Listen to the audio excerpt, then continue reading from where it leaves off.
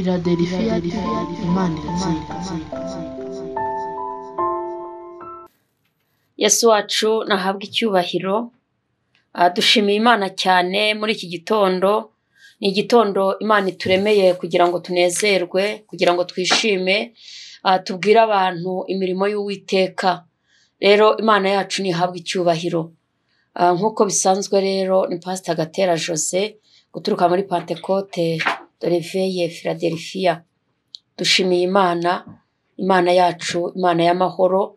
Turayishimiye cyane rwose byumve, igenda itugirira neza uko umunsi ukeye, uko umunsi wishe, tugenda tubona ukuboko kw'Imana. Turayishimiye rero mu rugendo tugenda rwo gukorera Imana ko turi kumwe nayo. Ibyo ni ukuri turabishimiye. Namwe bene data dukorana umurimo, mboneyeho kubasuhuza abo dufatanije umurimo muri Pentecote, abakozi b'Imana, abanyamasengesho, bavuga butumwa, baririmbyi, aho muherereye hose Imana ibaha umugisha. Abadusengera, badushyigikiye kugira ngo tubashe kwicara aha tuvuge ineza y'Imana, kuko ntago wapfa kuhicara Imana itakoresheje umuntu.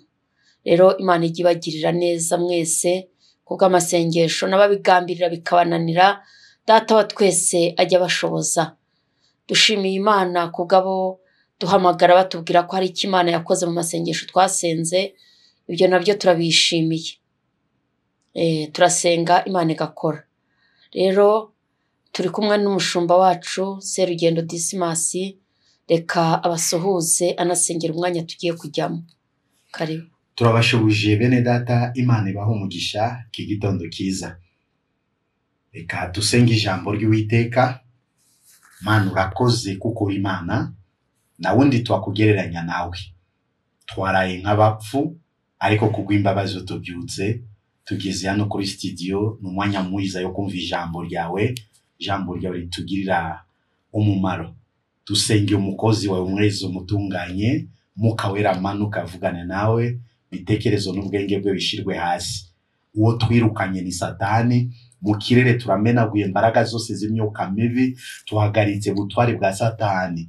Tusenge abagiye kumvira ijambo ubagirire neza, babashe kuhabwa bundi butware bwo kubakiza, bwo kusenya mirimo yose y'umwanzi. Mana ngwino utangirane natwe kandi usohozanya natwe, tugusabye twizeye kuko ijambo rigiye kutugirira umumaro iki gitondo, mu izina rya Yesu, amen.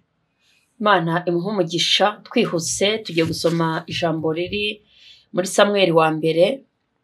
Turahera ku bice 19. Duhereho ku murongo waho wa mbere, turagera ku murongo wa 7, twumva icyo Imana ivugana natwe. Reka dusomere ijambo. Yonatani ahakirwa Dawidi kuri Sauli, niwe mutwe w'ijambo. Yonatani ahakirwa Dawidi kuri Sauli. Bukeye Sauli abwira umuhungu we Jonatani. Bukeye Sauli abwira umuhungu we Yonatani. Abwira umuhungu we Jonatani n'abagaragu be bose ngo bice Dawidi. Ariko Yonatani mwene Sauli yakundaga Dawidi. Nuko Yonatani aburira Dawidi ati Data Sauli arenda kukwica. None ndakwinginze ejo mu gitondo uzirinde wihishe ahiherereye. Murongo kurikiraho, nanjye nzasohoka mpagararane na data ku gasozi aho uzaba uri aho uzaba uri mvugane nawe ibyawe. ningira icyo numva nzabikubwira. Turakomeza murongo wa 4. Bukeye Jonatani avugana na se Sawuli. Amushimagiriza Dawidi.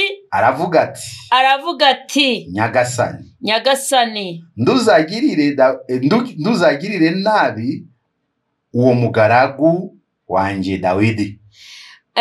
Aramubwira ati Nyagasani, ntuzagirire nabi uwo mugaragu wawe Dawidi, kuko nta nabi yakugiriye, ahubwo imirimo ye yakubereye myiza cyane. Yahaze amagara ye yica wa Mufilisitiya. Uwiteka atanga agakiza. Imana ikugirire neza. Ku murongo wa 7. Uwiteka atanga agakiza gakomeye mu Bisirayeli. bose. Ubibonye urabyishimira. None niki gituma ushaka gucumura ukavusha amaraso yutacumuye. None ni iki gituma ushaka gucumura ukavusha amaraso yutacumuye, ugahora Dawidi ubusa. Murongo wa 6.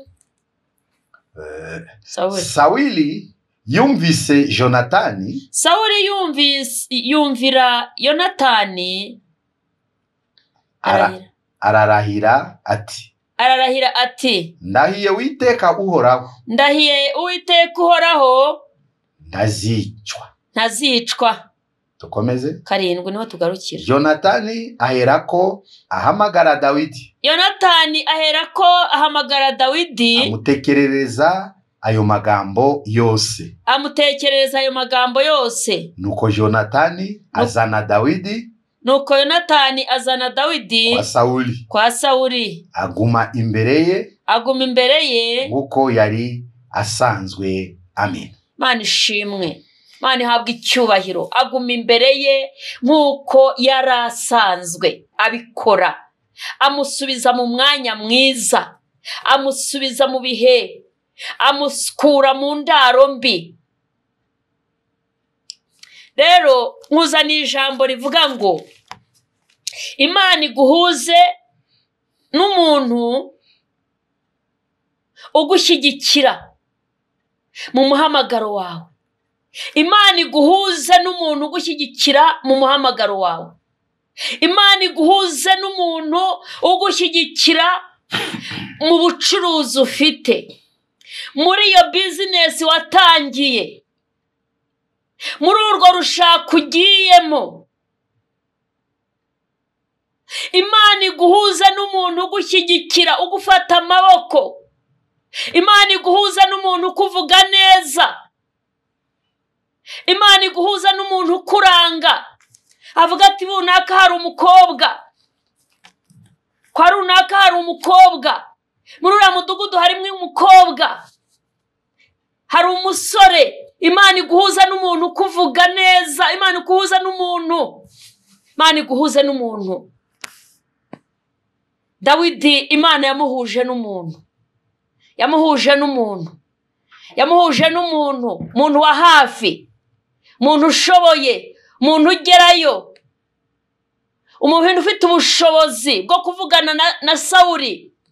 Sawuli wagenzaga Dawidi. Imana iguhuza n'umuntu ufite ubushobozi. Imana iguhuza n'umuntu wakuzamura. Kandi iki ni igihe cyo guhura n'umuntu wawe. Imana iguhuza n'umuntu wagusubiza mu rugo rwawe, akagenda akagira inama umugabo, akakuvuga neza, akamujya mu matwi, akamubwira ati nyamuneka nta wundi mugore wabona, nta rundi rushako rwaguhira, uwo muntu Imana imuguhuze nawe, ufite ubushobozi wigererayo, umutware wawe ari bwumve, Imana iguhuze nawe. Guhuza n'umuntu wakuvuga neza akavuga ati kwa runaka hari umukobwa, numushaka nta kibazo uzagira, muzabana mu byiza no mu bibi. Imana iguhuze n'uwo muntu kuranga. Narinje kukwifuriza amahirwe. Turi kugenda dusoza umwaka, turi kugenda turangiza amezi akomeye, twinjira mu mezi y'umugisha yo guhura n'Imana bundi bushya, mu mezi yo kwakira, mu mezi y'ibyishimo, mu mezi yo guselebra. Imana iguhuza n'umuntu. Turi kugenda dusatira kujya mu mezi tuzaselebramwo, twishimira intsinzi ko turangije umwaka. Nturangize udahuye n'umuntu wawe, umuntu uzaguha igishoro ugacuruza, karangiza umwaka wishimye. Imana iguhuze nawe. Iyamuhuje na Dawidi uyu munsi iraguhuza nawe. Muntu kwimura kavuga ati wapi, iyo nzu ugomba kuyivamo. Muntu kuvuga neza, waradepoje ukabura umuntu uguhamagara, ariko uhura n'umuntu kuvuga neza, dosiye yawe bayubure. La totaya sinivo yazika la kote. Oya, Imana iguhuze nawe, kuko birashoboka, bibaho, birakunda. Ndakwifuriza iki gitondo guhura n'umuntu wawe mwabisikanaga, guhura n'umugisha wawe. Imana iguhuze nawe. Guhura n'umunyamumaro, Imana iguhuze nawe. La koyasikivo ya sinivo. Imana yo mu ijuru ihabwa icyubahiro. Hari ibyo mwahuye biranga, ariko uyu munsi guhuze n'ibyawe. Uhuza n'umuganga uri buhishurirwa uburwayi ufite. Uhuza n'umuganga ufite iyerekwa ry'ibyawe. Umaze igihe uryamye kwa muganga, barasuzumye, baravuga ngo hari undi dutegereje uzaza kuri iyi tariki. Imana iguhuze nawe. Nahagera hishurirwe, Imana Data imuhishurire iyo ndwara. Imana iguhuze n'umuti wagukiza ukabyuka mu buriri. Nishaka ibe paracetamol, ariko Imana iguhuze nayo niba ari iri bukore kuri ubwo burwayi. Imana iguhuze nayo. Guhuza n'umuntu ufite iyerekwa ryawe. Imana iguhuze nawe. Imana yo mu ijuru ihabwa icyubahiro. Dusomye amagambo meza, magambo arimo gushyigikirwa, magambo arimo ubwitange. Tubonye kwitanga, tubonye gushyigikirwa. Imana iguhuza n'umuntu ugushyigikira. Ukeneye gushyigikirwa, Imana iguhuza n'umuntu ntabwo izimanukira, ica mu bantu igakora. Iguhuze nawe. Niba ari iburasirazuba, niba ari iburengerazuba, niba ari ikasikasi, Imana imuzane muri iki gitondo mu izina rya Yesu. Tukwifurije guhura nawe. Izi nkuru rero, uyu mugabo Dawidi, uyu mugabo ni umugabo Imana yari itoranije ngo yamukuye mu ishyamba aragiye. Uyu mugabo Dawidi nta hantu Imana itavana umuntu. Aho ngaho utuye yahakuvana, ubwo buzima urimo Imana yabugukuramo. Je kugutangariza ko nta hantu Imana itagukura, nta hantu Imana itagukura, nta buzima Imana itahindura. Uyu Dawidi Bibiliya ivuze yaragiraga intama za se, yari umushumba kandi yari muto iwabo, ariko kuko Imana itareba nk'abantu, ishaka umwami uzayobora Abisirayeli. Igihe yabonaga Sawuli atazakomeza umurimo, yabonaga Sawuli urugendo rwe itazakomezanya nayo, aravuga ngo reka nishakire umuntu ufite umutima nishimiye. Imana ajya yitegereza imitima yacu, uwo mutima wawe, umutima wubaha Imana, umutima uca bugufi, Imana irawishimira. Hari indirimbo baririmbaga ngo ntireba uburanga, ntireba igihagararo, nta nubwo ireba amashuri kugira ngo uzakwishimire, ahubwo Imana yita ku mutima. Nubwo itabireba ijya inabitanga, igatanga kwiga, umuntu akiga, igatanga uburanga, ukabyara umwana ufite uburanga cyangwa nawe ukabugira, igatanga umwana ufite igihagararo cyangwa nawe ukakigira, nabyo ni byiza. Ariko yije kureba umuntu izakorana nawe, yije kureba umuntu w'umunyamumaro, yitegereza umutima. Ntabwo yitegereza kuri za kaminuza afite, nubwo ari byiza, ariko yitegereza umutima.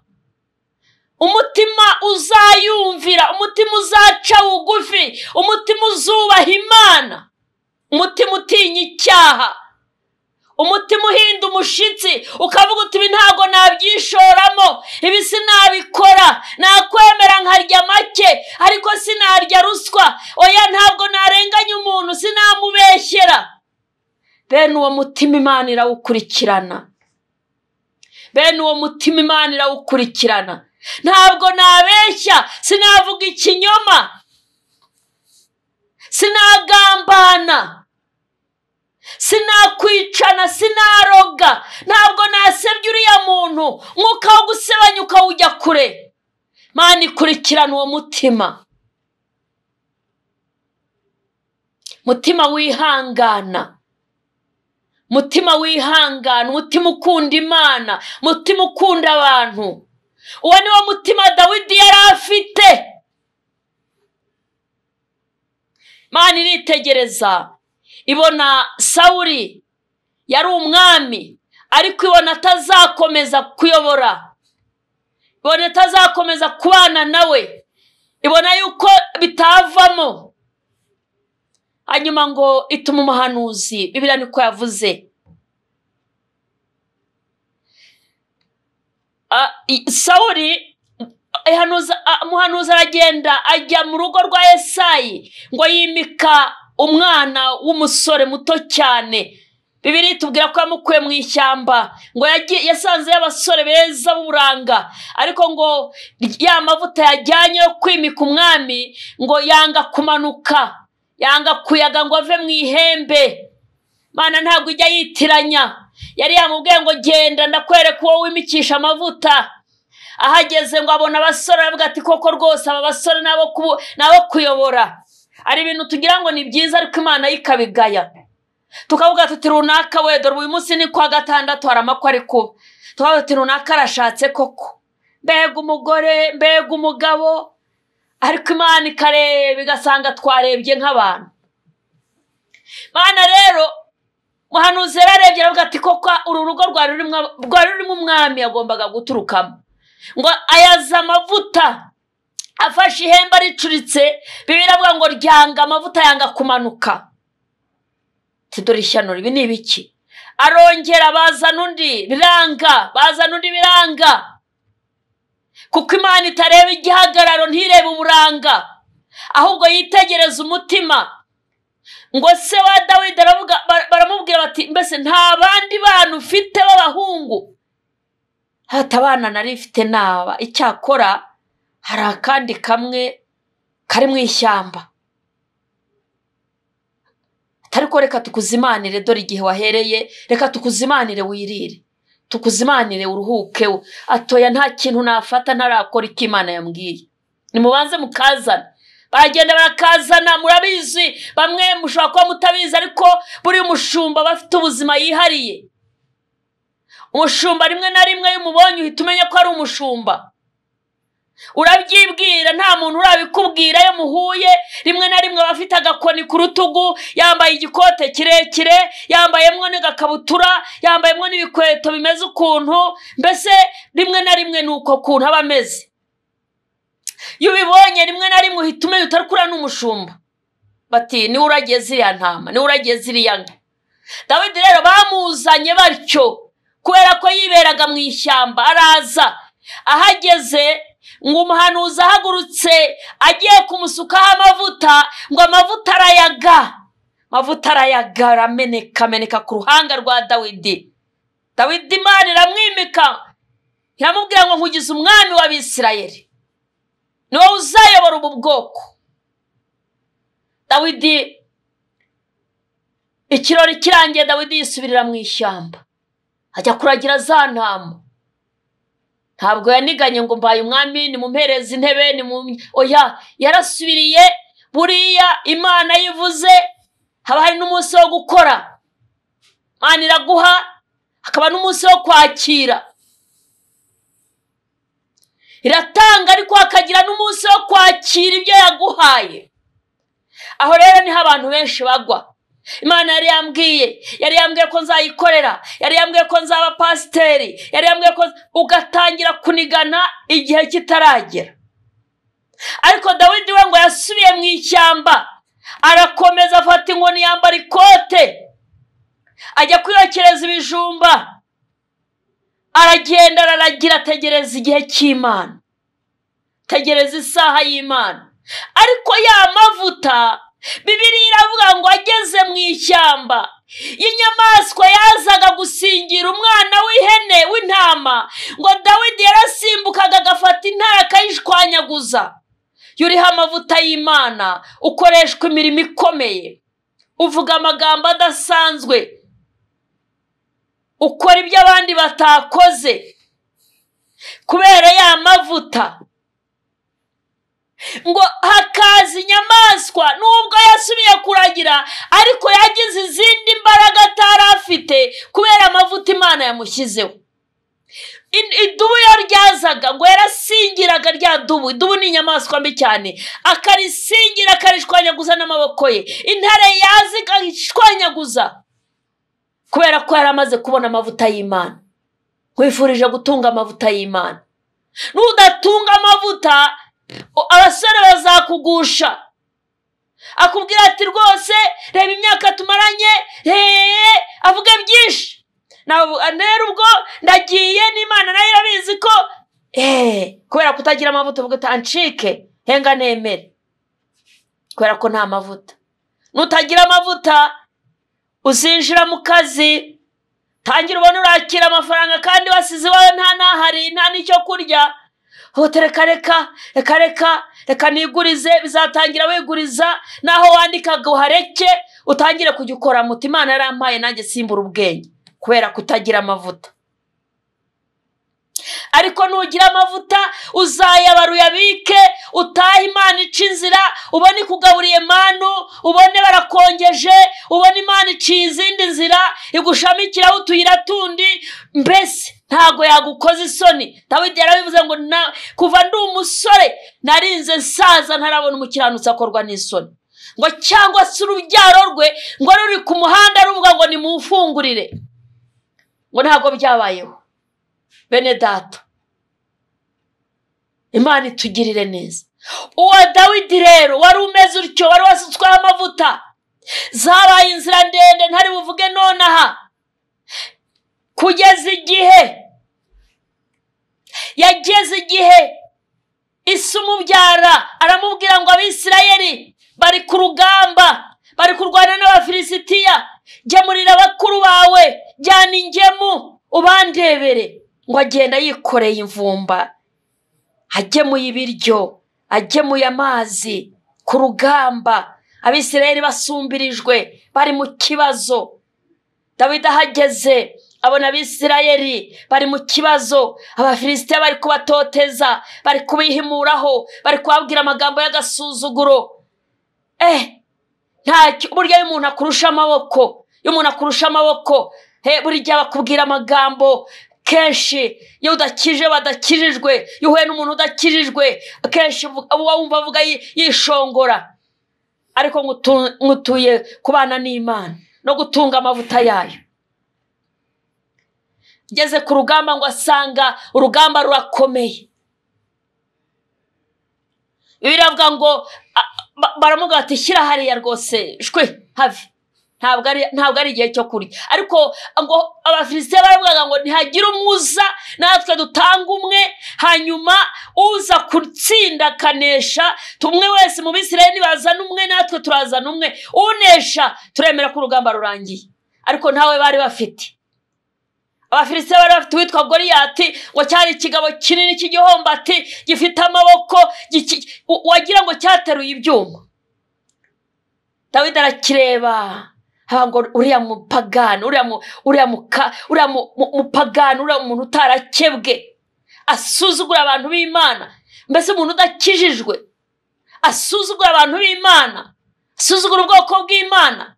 Ngo aribuka, ngo yibuka ko yaragiye yo haje intare ngo ayisingira akayishwanyaguza. Yibuka yuko yo haje idubu ngo arayishwanyaguza, ngo yiyungamo asaba kugira ngo arwane nawe.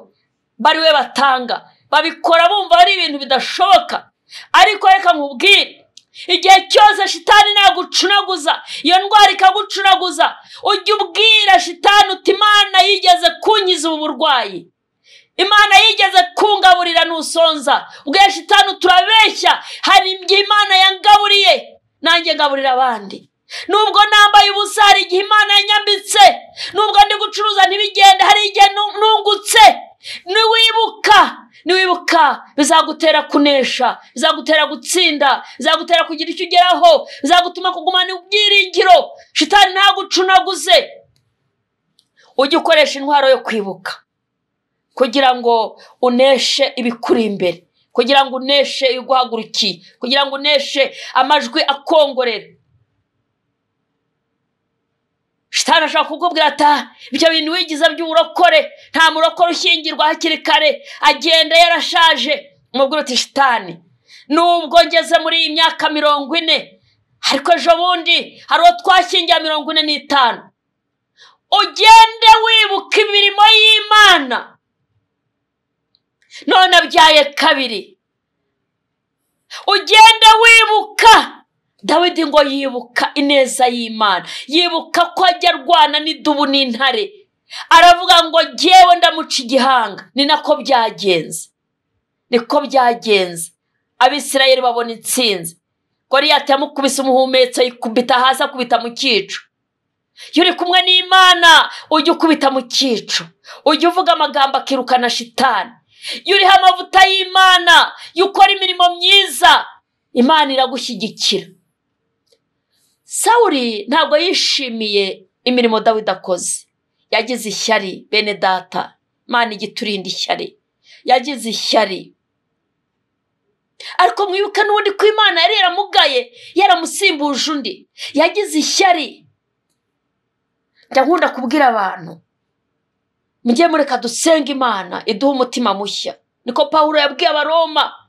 Arababwira ngo ndabinginga bene data kugira ngo muhinduke rwose, mumenye neza ibyo Imana ishaka, muhinduke mugire imitima mushya wari muri Kristo Yesu. Kuko niduhinduka rwose, tugahindurwa n'Umwuka Wera, ntiduhindurwa n'amadini dusengeramo, ahubwo tugahinduka rwose, tugahindurwa n'Umwuka Wera, tuzagira imitima mishya, tuzagira umutima wari muri Kristo Yesu.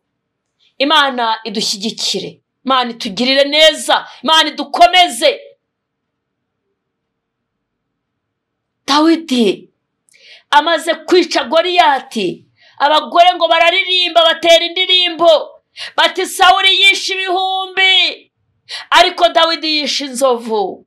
Ngo bararirimba, barikiriza, bararirimba. Dawidi, Sawuli aterwa n'umwuka w'ishyari. Ishyari ni ribi bene data.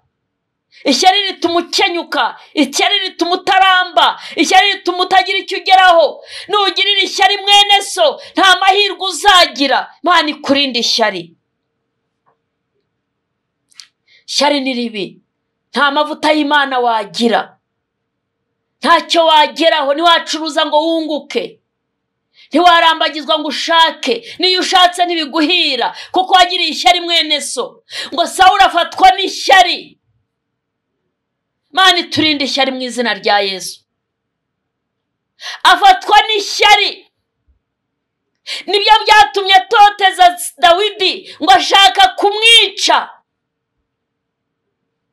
Ariko Imana irinda isezerano, ikarinda n'uwo yarivuzeho. Imana imuhuza n'umuntu, imuhuza na Yonatani. Nakubwiye ngo Imana iguhuze n'umuntu. Hari ibikuzengereje, hari ibikuzitira. Imana iguhuza n'umuntu w'umunyamasengesho. Imana iguhuza n'umuntu w'umuvugabutumwa. Imana iguhuza n'umuntu ufite umumaro. Imana iguhuza n'umuntu mu izina rya Yesu. Imuhuza na Yonatani. Yonatani akajya abwira se Sawuli, akavuga ati Dawidi uramuhora iki? Reka badusubire ku murongo wa 2 n'uwa 3. Mu icyo gice cya 19. Ego. 2-3. Ariko Yonatani mwene Sawuli yakundaga Dawidi cyane. Nuko Yonatani aburira Dawidi ati Data Sawuli arenda kukwica. None ndakwinginze ejo mu gitondo uzirinde wihishe ahiherereye nanjye nzasohoka mpagararane na data ku gasozi, aho uzaba uri mvugane nawe ibyawe. Ningira icyo numva nzabikubwira. Imana itugirire neza. Amen.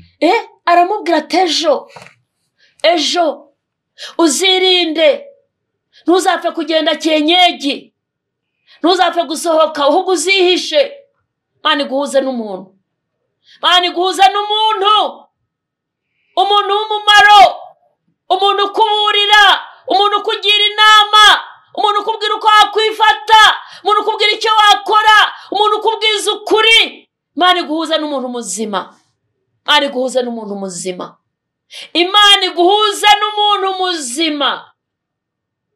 Yonatani amubwira ati ndakwinginze, data arashaka kukwica. Nabimenya, ayo makuru ndayafite.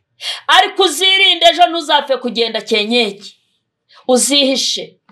Nanjye nzasohoka njye ku gasozi aho uzaba wihishe, hanyuma nganire nawe ku byawe, shaka amakuru yose ku buryo navugana nawe ku byawe.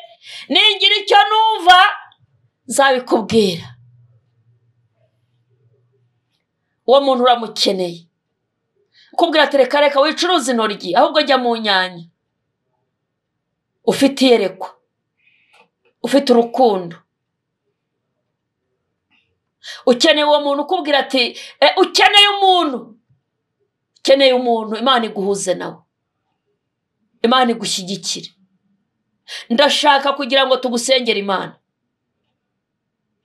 Ndagira ngo tugusengere Imana muri iki gitondo.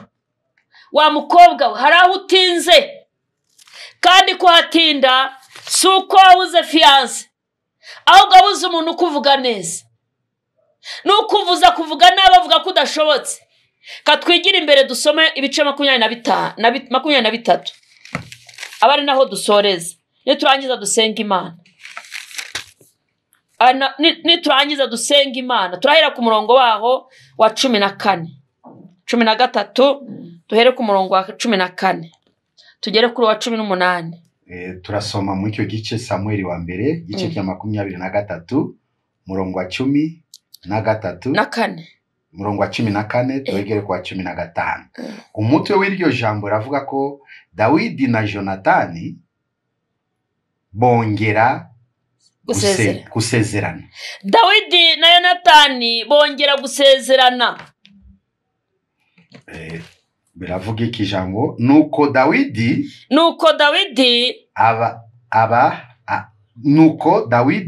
aba mu bihome byo mu butayu. Nuko Dawidi aba mu bihome byo mu butayu. Aguma mu gihugu cy'imisozi cyo mu butayu w'izifu. Aguma mu gihugu cy'imisozi cyo mu butayu bw'izifu. Sawuli akajya amugenza uko bukeye. Sawuli akajya amugenza uko bukeye. Ariko Imana ntiyamutanga mu maboko ye. 15. Dawidi abonye ko Sawuli yazanwe no gushaka kumwica. Dawidi abonye ko Sawuli yazanywe no gushaka kumwica, yigumira mu ishyamba mu butayu bw'Izirifu. Amen. Imana ishimwe. Amen. Gira 16. Bukeye Jonatani mwene Sawuli arahaguruka asanga Dawidi mu ishyamba. Urumva urwo rukundo. Amukomeza ku Mana. Irekerera aho ngaho. Sawuli ntabwo yarambiwe. Ugira ngo Satani ararambiwe, ugira ngo arasinziriye, ugira ngo aracogoye. Warasenze urangije 3, urangije 21. Ibyo se ari icyo bivuze? Gusenga nuguhozaho. Sawuli yaragenje Dawidi kugeza igihe Dawidi yamuhungiye, ajya ahantu mu butayu aramwihisha. Yonatani kubera ko yari umuntu Imana yahagurukije, aragenda asanga Dawidi mu ishyamba ngo amukomeza ku Mana. Keneye umuntu ugukomeza ku Mana. Amen. Ukeneye umuntu ugukomeza ku Mana, ukeneye umuntu ugukomeza ku Mana. Imana iguhuze nawe. Narimvuze ngo Imana iguhuze n'umuntu ugukomeza ku Mana. Amen. Atari babandi bakubwira ngo igihe twarasenze ibyo natwe twarasenze ibyo twabibanje moya. Ukeneye umuntu ugukomeza ku Mana. Tugiye kubasengera Imana ibaha umuntu. Imana iguha umuntu rwose wa mukobwa we. Imana iguha umuntu wa mubyeyi we. Imana iguha umuntu papa. Warakoze biranga urumva byagucanze. Wa musore we watinye kurambagizwa kuko udafite umuntu ugushyigikira. Watinye kurambagiza. Ukeneye kubaka ariko ubona nta nzira. Ukeneye umuntu ugushyigikira agatanga inkwano, kagusapotinga ukubaka urugo akakuremera. Kaguha akazi. Kavuga ati barahari, Imana irabafite. Dawidi yaramubonye kugeza igihe urugamba rwakomeye, aragenda arahunga ajya mu bihuru, ajya mu butayu, arihisha. Hanyuma Yonatani arasesera, ari umwana w'umwami, amusanga mu gihuru ngo amukomeza ku Mana.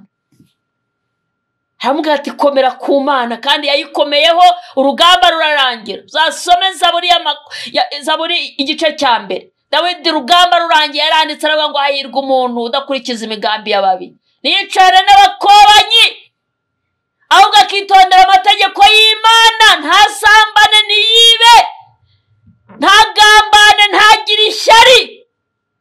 Aravuga ngo uwo muntu afite amahirwe. Zasome wumva amagambo meza Dawidi yanditse, kubera ko yari afite umuntu wamukomeje ku Mana. Yafite umuntu wamukomeje ku Mana. La kotia sinivo jeredone. Uyu munsi Imana iguhuze nawe, umuntu wamukomeje ku Mana. Tugiye kwinginga umushumba wacu adusengere. Bantu bakeneye ababakomeza ku Mana, bantu bakeneye ababwira amagambo mazima, bantu bakeneye ababahagurutsa, bantu bakeneye ababitaho. abantu bakeneye abantu bafite umumaro, waramubuze, nabuhamagaye ntibitaba, ariko uyu munsi Imana iguhuze n'umuntu akwitabe, akwiteho, agutekerezeho, agusanga aho uri, aho ngaho uri muri ako kazitiro umuntu ahagusange. Ntabwo ari wowe ujya kumushaka, ahubwo we agushaka gusangeyo. Yonatani yamusanze mu ishyamba, amusanga mu buvumo, amusanga mu butayu, ngo arangije amukomeza ku Mana, kandi yamusigiye umurage mwiza. Dawidi yaje gutsinda urugamba, aba umwami w'Abisirayeli. Imana yo mu ijuru guhuze n'uwo muntu. Reka rero dusenge, tugiye gusaba pasiteri dusengera. Karibu usengera ubwoko bw'Imana. Urakoze Uwiteka Mana yacu, tushimye kumva ijambo ryawe iki gitondo kiza. Nyuma yo kuryumva tubanje kugusaba, kuko ari we Mana ubanza tubabarire, kuko turabanyandege ngeya, kuko tutizera. Dusenge imitima yose bashije kukurikira ijambo ryawe, utweze tubabarire. Icyo tugusabye n'izindi mbaraga yo kuha abantu bo kudukomeza mu izina rya Yesu Kristo. Ritegeka Mwami, aho abantu bananiwe, aho abantu bacikiye intege, ubahe abantu bo kubitaho, ubahe abantu bo kubashoboza, ubahe abantu bo kubakomeza, ubahe abantu bo kubayobora mu nzira y'ukuri, ubahe abantu bo kubagirira neza mu izina rya Yesu Kristo. Ibigaragara nk'ibiremereye, ibigaragara nk'ibinaniza abantu, ibigaragara nk'ibisubiza abantu nyuma, ubahe abantu mu mbaraga zawe. Ijambo ravuga Jonatani asanga Dawidi mu ishyamba aramukomeza. Iyi minsi tukeneye imbaraga zikomeza abantu bafite ibibazo, imbaraga zikomeza abarwayi, imbaraga zikomeza abakozi bawe, imbaraga zikomeza abantu basubiye nyuma, imbaraga zikomeza abantu bacitse indege mu izina rya Yesu. Satani agatsindwa, murimo wawe ugakomera, abantu bagakanguka, abantu bagakwizera, abantu bagagukorera, abantu bagacishwa bugufiya, abantu bakayobora abandi mu nzira y'ukuri no gukiranuka. Niyo mpamvu tukweretse itorero, tukweretse abakozi bawe, tukweretse abakristo, tukweretse abasubiye nyuma, tukweretse abacitse intege, tukweretse abarwayi, tukweretse abari mu nzu y'imbohe, tukweretse abari mu buhungiro, tukweretse ababivuyemo. Ubahe imbaraga mu izina rya Yesu Kristo, ubahe abantu bo kubakomeza. Rekerera ijambo rigende ku buri muntu wese, ube ubabaye, uremerewe, ubona ko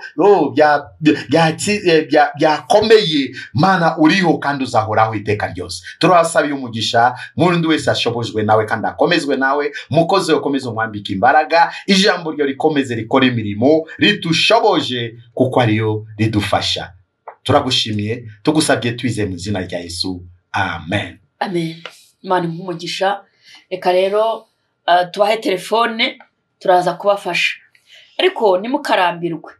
Hari igihe umuntu aguhamagara kandi telefone ntabwo uhamagara urumwe rwose. Ibyo muhura nabyo, umuntu tutanga telefone nyinshi kandi abantu muhamagara baba ari benshi. Akowe narabwiye ntubika nomero cyangwa ukohereza ka message, noneho izira message ntabwo natwe tuzohereza, ariko turazisengera. Nicyo kiba cyatuzanya, kandi turi imbere y'Imana, umucamanza ureba hiherere. Dusengera message mwanditse, turazisengera rwose. N'ikimenyetso harabatubwira ngo bya bindi Imana yabikoze. Rero katubaye telefone kugira ngo tubafashe. 0785 98 944 0785 98 944 na 0722 74 34 93 rimwe. Philadelphia, Imana.